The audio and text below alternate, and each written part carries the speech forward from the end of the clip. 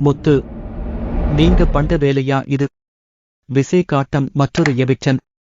இந்த எபிசோடில் வெளியேற்றப்பட்ட ராணவை சவுந்தர்யாவின் ஃபீமேல் வெர்ஷன் எனலாம். கேமிற்காக செய்கிறேன் என்று பாவனை செய்தாலும் மேடைக்கு வந்தபோது வீட்டிற்குள் இருந்த ராணவைத்தான் பார்க்க முடிந்தது. ராணவை மந்த புத்திக்காரர் என்று சமயங்களில் நினைத்தாலும் அதுவும் ஓர் இயல்புதானே. அனைவருமே முத்து போல புத்திசாலிகளாக இருந்துவிட்டால் உலகம் சுவாரஸ்யமாக இருக்காது. ஒரு குழந்தை துருதுருவென்று ஓடிக்கொண்டிருக்கும் போதுதானே ஒரு வீடு உயிர் பெறுகிறது.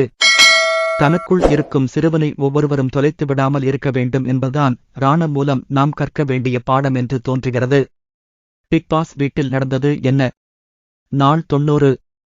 மஞ்ச கலர் சிங்குச்சா என்கிற மாதிரி மஞ்சள் நிற கோட் சூட்டில் மங்களகரமாக வந்தார் விஜய் சேதுபதி. போட்டி உள்ளே வரப்ப ஒரு பதட்டம் இருக்கும். அப்புறம் அது பழகி பைனல் வரப்ப இன்னொரு பதட்டம் ஆரம்பிச்சிடும். அந்த மாதிரி நிலைமையில்தான் போட்டியாளர்கள் இருக்கிறார்களா? வாங்க விசாரிப்போம் என்றபடி வீட்டுக்குள் சென்றார். வெள்ளிக்கிழமை நிகழ்வுகள். ஒரு காலகட்டத்தின் தமிழக அரசியலில் பன்னீருக்கும் சர்ச்சைகளுக்கும் நெருக்கமான தொடர்பிருந்தது. அதேபோல பிக் பாஸ் வீட்டில் இப்போது பன்னீர் தொடர்பான ஒரு பிரச்சினை. காலையில் சாப்பிட வந்த பவித்ராவும் ராணவும் பன்னீர் மசாலாவை பர்ஸ் சருள்முறையில் எடுத்துக்கொண்டார்கள். அதற்கு கிச்சன் இன்சார்ஜ் சவுந்தர்யாவின் அனுமதியையும் வாங்கிக் கொண்டார்கள். ஆச்சா!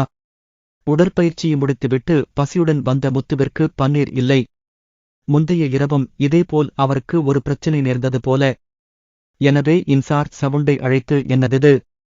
ஒரு உணவுப் பொருளை சமமாக பகிர்ந்து தர வேண்டிய பொறுப்பு உங்களுடையதுதானே. உங்கள் கடமையில் இருந்து மீறிவிட்டீர்கள். நான் பசியோடு இருக்கிறேன். அப்போதுதான் அடுத்த முறை இது உங்களுக்கு மறக்காமல் இருக்கும் என்று சொல்லிவிட்டு மீண்டும் வேகு என்று உடற்பயிற்சி செய்து தன் கோபத்தை தணிப்பதற்காக சென்றுவிட்டார். சைவ உணவு பழக்கமுள்ளவர்களுக்காக எடுத்து வைக்கப்படும் உணவை நான்வெஜ் சாப்பிடுபவர்கள் தவிர்க்கலாம். சிறுபான்மை சமூகத்தை எப்போதுமே மறக்கக்கூடாது என்கிற சமூக விழிப்புணர்வு செய்தியும் இதில் கலந்துதான் முத்துவின் திறமை. சண்டை போட்டாலாவது சவுந்தர்யாவின் மனது ஆறியிருக்கும். ஒருவன் பசியோடு விலகிப் போனால் அதை விடவும் மனதை வேதனைப்படுத்தும் விஷயம் இன்னொன்றிருக்குமா? எனவே பசிக்கிறவங்க சாப்பிடட்டும்னு நினைச்சேன். இது தப்பா என்று வாய்ஸை உயர்த்த, ஹலோ, தப்பும் பண்ணிட்டு சத்தமும் போடாத. இதை நீதான் பிரிச்சு வச்சிருக்கணும். அதுக்குத்தான் இன்சார்ஜ் என்று முத்து அழுத்தமாக வாதிடவே கண்ணீரோடு விலகிச் சென்றார் சவுந்தர்யா. சவுந்தர்யாவை கிச்சன் இன்சார்ஜாக போடும்போதே அதற்கு பலமாக ஆட்சேபம் தெரிவித்தவர் முத்து. இது சாப்பாட்டு விஷயம். பழகாதவர்கள் இதில் வேண்டாம் என்றார். தப்பு பண்ணா கேளுங்க என்று சொல்லி பொறுப்பை ஏற்றுக்கொண்ட சவுந்தர்யா உணவு பங்கீடு விஷயத்தில் கவனமாக இருந்திருக்கலாம். இப்படித்தான் நிறைய விஷயங்கள் நடந்தது என்று விஷால், ஜாக்குலின் போன்றவர்கள் பேசிக்கொண்டதில் இருந்து உணவுப் பொருள் நிர்வாகம் சரியாக நடைபெறவில்லை என்று தெரிகிறது. பசியோட வர்றவங்க சாப்பிடட்டும்னா? நானும் தானே இப்ப பசியோடு வரேன். அதுக்கு பதில் என்ன என்று கேட்கும் முத்துவிற்கு சவுண்டிடம் பதில் இல்லை. வெறும் கண்ணீர்தான். அதை வைத்து பசிராற முடியாதுதானே. வீட்டுக்குள் வந்த விசய், ரயான் தவிர எல்லோரும் உட்காருங்க என்று சொன்னதற்கு காரணம் பச்சை கலர். வடிவேலு ஒரு படத்துல வருவாரு தெரியுமா என்று சிரித்துக்கொண்டே விசய் ஆரம்பிக்க, அதை என் தம்பி கேட்கறீங்க, மனசெல்லாம் புண்ணா இருக்கு என்கிற மாதிரி ரயான் பீலிங்ஸ் தர, பிளேட்டை மாற்றிப் போட்ட விசய், வடிவேலு எவ்வளவு பெரிய லெஜண்ட் தெரியுமா? அவர் கூட உங்களை கம்போ பண்ணா ஏன் காண்டாவுறீங்க என்றதற்கு பெயர் உருட்டு. டிடிஎஃப் டாஸ்கில் விளையாடிய அனைவருக்கும் பாராட்டுக்களைத் தெரிவித்த விசய், இரத்தக்காயம், ரணக்காயமான விஷால், அருண், ரயான் ஆகியோரை தனியாக விசாரித்தார். நண்பனுக்காக உருகிய அருணின் சென்டிமெண்ட் கதையை கேட்டார். ராண விழுந்தபோது பலத்த கைத்தட்டல் அழகியாரே. செட்டிங்கா என்று கிண்டடிலத்தார் விசய். அப்படில்லாம் இல்லை சார் என்று ராணவ் தயங்கிச் சிரிக்க, நான் உங்களை நம்பவே போறதில்லை. அப்புறம் என் ப்ரூவ் பண்ண ட்ரை பண்றீங்க என்று கலாய்த்த விசய், என்ன சவுந்தர்யா? ராணவிற்கு ஒரு விஷயத்தை புரிய வைக்கிறது எவ்வளவு கஷ்டம் என்று கேட்க, அந்த கேள்வியே சவுந்தர்யாவிற்கு புரியாதது. நல்ல காமெடி. காது சரியா கேட்கலை என்று சமாளித்த சவுண்டா பேசுங்க சார். எனக்கே ஒரு விஷயம் புரியறது கஷ்டம். இவன் என்ன விடவும் மோசம் என்று சொல்ல விசய் வாய்விட்டு சிரித்துவிட்டார். என்ன ரயான், ஃபயர் மோடிற்கு வந்துட்டீங்க போல.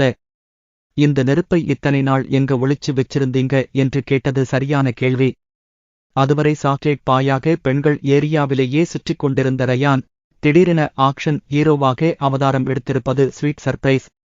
யாருக்கு டிக்கெட் கிடைக்கக்கூடாது? வில்லங்கமான கேள்வி. யாருக்கு டிடிஎப் கிடைச்சிருக்க கூடாதுன்னு நினைச்சிங்க என்று வில்லங்கமான பகுதிக்கு அடுத்து நகர்ந்தார் விசே. ரயானுக்கு கிடைக்கக்கூடாதுன்னு நினைச்சேன் என்று முத்து சொன்னது எதிர்பார்த்ததே. தான் பர்ஸ்ட் என்று நினைத்துக் கொண்டிருக்கும் போது திடீரென ஒருவன் வேகமாக ஓடினால் அவனைத்தான் எதிரியாக நினைக்கத் தோன்றும். ஆனால் முத்துவிற்கு மஞ்சரி அல்லது ஜாக் வந்தால் ஓகேவாம். ராணவின் பெயரைச் சொன்னார் மஞ்சரி.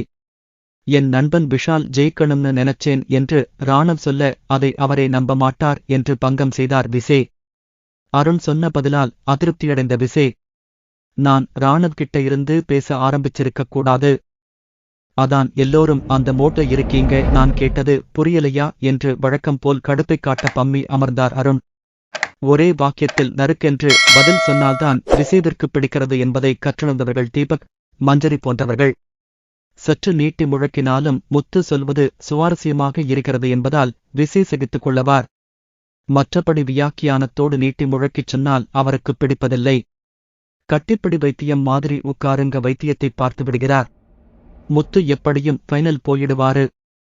மக்கள் ஓட்டு போடுவாங்க, அவருக்கு எதுக்கு டிக்கெட் என்று பவித்ரா சொன்னது ஒரு வகையில் நியாயமே.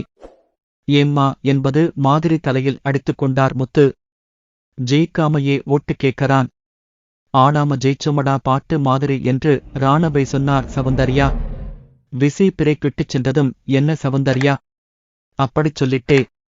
நான் என்னமோ எல்லோர்கிட்டையும் போய் பாயிண்ட்ஸ் கேட்ட மாதிரி சொல்ற, டாஸ்க் அப்படித்தானே இருந்துச்சு என்று ராணவ் ஆட்சேபித்தது சரியான கேள்வி. ஆனால் எனக்கு தோணிச்சு. என்ன இப்ப உனக்கு புரியலைன்னா அது என் பிரச்சனை கிடையாது என்கிற வழக்கமான ஆயுதத்தின் மூலம் ராணவின் வாயை அடைத்தார் சவுண்டு. ராணவ் என்றாலே அவரை எளிதாக வாயடைக்கச் செய்யலாம் என்கிற மாதிரிதான் மற்றவர்களும் இருக்கிறார்கள். முத்துவிற்கு ஆதரவு தந்த விசே. மேடைக்கு வந்த விசே மக்களே கருத்து இருக்கா என்று கேட்க, கூட்டணி வைக்கிறது பிடிக்கலை என்று ஒருவர் சொல்ல, ஓட்டு போடும்போது என்ன பண்ணீங்க என்று கேட்டு தனக்கும் அரசியல் பஞ்சு வரும் என்று நிரூபித்தார் விசே. தன் பள்ளிக்கூட மாணவனை கூட்டத்தில் பார்த்து, டேய் நல்லவனே, நீயாடா எப்ப வந்தே என்று அவரையும் குடும்பத்தாரையும் தன் பிரத்யேக பாணியில் விசே விசாரித்தது சுவாரஸ்யமான காட்சி. விசே நண்பராக இருந்தாலும் சிறப்பு சலுகையில் வராமல் பார்வையாளராக வந்தவரையும் பாராட்ட வேண்டும். இந்த முத்து இருக்கிறாரே, பிக் பாஸிற்கே பெக் கொடுக்கறாரு, இவரே ரோல்ஸ் ஓடறாரு, கூட்டணி அமைக்கறாரு என்று ஒருவர் புகார் சொல்ல, இல்லம்மா, பிக் பாஸ் ஒரு ஐடியாதான் தர முடியும். அதை டெவலப் பண்ண வேண்டியது போட்டியாளர்களோட வேலை. முத்துதான் பெரும்பாலும் ஏதாவது ஒரு ஐடியாவைக் கொண்டு வராரு. அது தப்புன்னா பிக் பாஸ் கேட்பாரு என்று முத்துவின் ஆர்வத்திற்கு நல்லவிதமான சான்றிதழ் தந்தார் விசே. Notice point your honour. தப்புன்னா பிக் பாஸ் சொல்லியிருப்பார், இந்த பாயிண்ட் பின்னாடி உபயோகப்படவிருக்கிறது.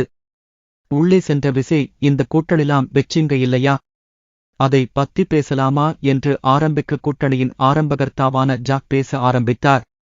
ரயான் ஸ்வீடா எல்லோரையும் அவுட் பண்ணார். அவரை தடுத்து நிறுத்துவதற்காக பவித்ராவோட டீல் போட்டேன் என்றார். டீல் போடுறேன்னு சொல்லிட்டு என்னை டீல்ல விட்டுட்டான் இந்த முத்து என்று மஞ்சரி பிராது வைக்க அந்த பொறியில் சரியாக சிக்கிக் கொண்டார் முத்து. முத்து என்னென்னமோ சொல்லி சமாளிக்க நியாயமா பேசணும். ஏன் மஞ்சரியை சேர்த்துக்கலை என்கிற கேள்வியையே மீண்டும் மீண்டும் கேட்டார் விசே. எனக்கு தோணிச்சு என்று சௌந்தர்யாவின் பாணியில் முத்து இறுதியில் விடையளிக்க, என்ன முத்து பதட்டமா இருக்கா, தப்புதான்னு சொல்லி முதல்ல சரண்டர் ஆகியிருக்கலாம்ல, ஏன் சுத்தரிங்க என்று விசே கேட்க, பாக்கியராஜ் மொழியில் திகைத்து நின்றார் முத்து. திறம் மாட்டிய டாஸ்கில் தனியாக ஆடி முடிக்க முடியாது என்கிற காரணத்தினால் கூட்டணி அமைத்து ஆடும் ஐடியாவைச் சொன்ன அருண் எழுந்து நிலைமையை விளக்கினார். பாயிண்ட் இல்லாதவங்க சேர்ந்து முதல்ல ரயானை அடிக்கலாம்னு முத்து சொன்னாரு. சரியில்லைன்னு தோணிச்சு. இருந்தாலும் தீபக் பவித்ரா கூட்டணில சேர வேண்டியதான் போச்சு என்றார் மஞ்சரி. கூட்டணி வச்சு ஒருத்தரை டார்கெட் பண்றது சரியில்லைன்னு தோணுச்சு, அதனால அப்புறமா விலகிட்டேன் என்று பவித்ரா சொன்னது நேர்மை. இந்த விஷயம்தான் இப்போது அவரை வலுவாக காப்பாற்றியது. இந்த டாப்பிக்கிலும் முத்து தொக்காக மாட்டிக்கொண்டார். அருணும் விஷாலும் விழுந்துட்டாங்க, ஆட்டத்தை நிறுத்துங்கன்னு சொன்னேன். ஆனா அதுக்குள்ள பவித்ரா என்னோட புகைப்படத்தை பிச்சுட்டாங்க என்று முத்து சொல்ல, நீங்க சொல்லுங்க பவித்ரா என்று சக்ஷட்டென்று ஆட்களை மாற்றி மாற்றி குறுக்கு விசாரணையில் ஈடுபட்டார் விசே. கோல் நன்னு முத்து சொன்னது என் காதுல விழலை என்று பவித்ரா சொல்ல அருணும் விஷாலும் கீழே விழுவதற்கு முன்பே இந்தச் சம்பவம் நடைபெற்றதை சாட்சியங்களின் மூலம் நிரூபித்தார் விசே. இப்பவாவது குறும்படம் போடக்கூடாதா பாஸ்?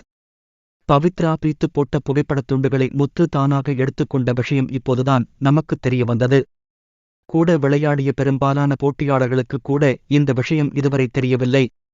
முத்து, நீங்க பண்ட வேலையா இது? விசே காட்டம். நியாயமா இது? தர்மமா இது?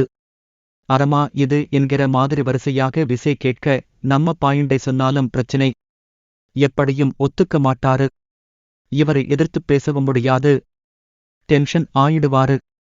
பேசாம சரண்டர் ஆகிடுவோம் என்கிற மோடிற்கு நகர்ந்த முத்து, அதுவும் இதுவும் ஏறத்தாழ ஒரே நேரத்தில் நடந்தது என்று சொல்லிப் பார்த்தாலும் அது எடுபடவில்லை. எனவே தப்புத்தேன். அந்த காட்டுமிராண்டி கூட்டத்துல நானும் ஒரு பைதேன் என்கிற மாதிரி சரண் அடைந்தார். ஆட்டத்துல விளையாடற நீங்களா எப்படி ஒரு விஷயத்தை முடிவு பண்ணலாம்? நீங்க என்ன ரெப்ரியா என்றெல்லாம் முத்துவை இறங்கி அடித்தார் விசே. தப்புன்னா பிக் பாஸ் சொல்லியிருப்பாரு என்று சற்று முன்னர்தான் முத்துவிற்காக வாதாடினார் விசே. இப்போது எதிர்தரப்பு வழக்கறிஞராக மாறிவிட்டார்.